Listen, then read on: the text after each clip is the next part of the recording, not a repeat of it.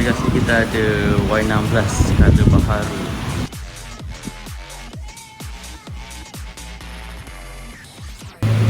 Kita minta close up sikit lah color yang ni.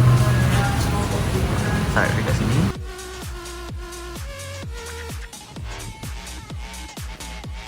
Ini color dia punya logo Y16 dia.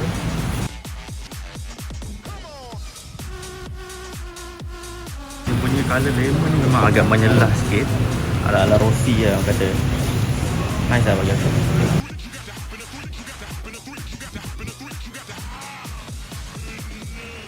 Kita ada yang ada silver, tak sure ni kalau apa. Dia silver dengan merah.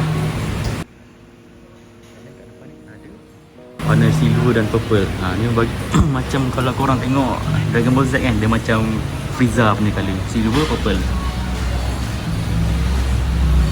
So spek semua sama. Yang berbeza dia hanyalah colour sahaja untuk ketiga-tiga varian ni.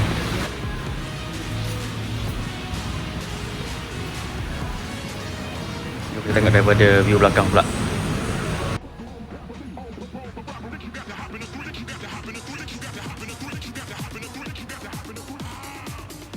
Dari ketiga-tiga ni, yang purple tu lawa, tapi kalau menonjol yang ni aku rasa warna kuning ni. Kuning sana ni aku tak sure dia apa. Dia bukan hitam. Dia macam dark blue, macam space grey sikit. Cantik lah, cantik lagi, cantik.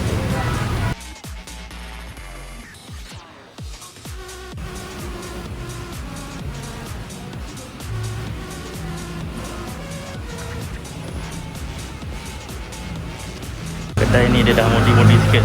Oh cantik oh kalau korang tukar rim RCB warna gold, X52. So two-way motor ni kalau korang pergi, dia kalau dapat motor baru mesti dia akan make up satu motor tu untuk dia punya showcase.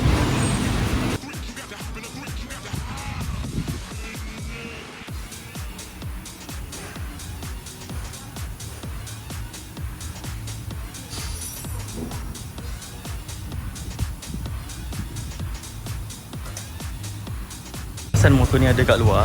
So kita tengok dia kalau dah kena sunlight dia macam mana colour dia. Tengok.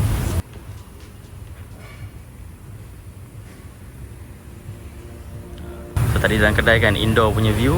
Kali ni kita dapat yang daripada kena cahaya matahari punya view. Boleh tahan? Yang purple tu ada satu je kat kedai tu. Dia tengah pasang-pasang benda tah.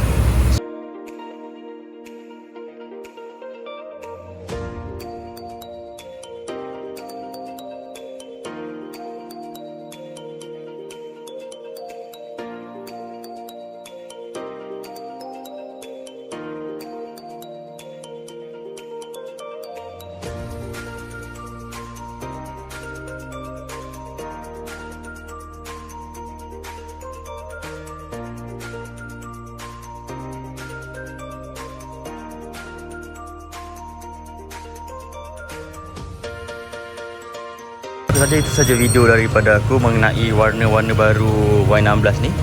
So tak dapat nak bawa dia keluar ke apa ke sebab kadang ni dah susun-susun semua. So kalau ada antara korang yang dah memiliki, mungkin boleh roja aku dekat Lembah Kelang. Mungkin aku boleh dapat tengok close up macam mana.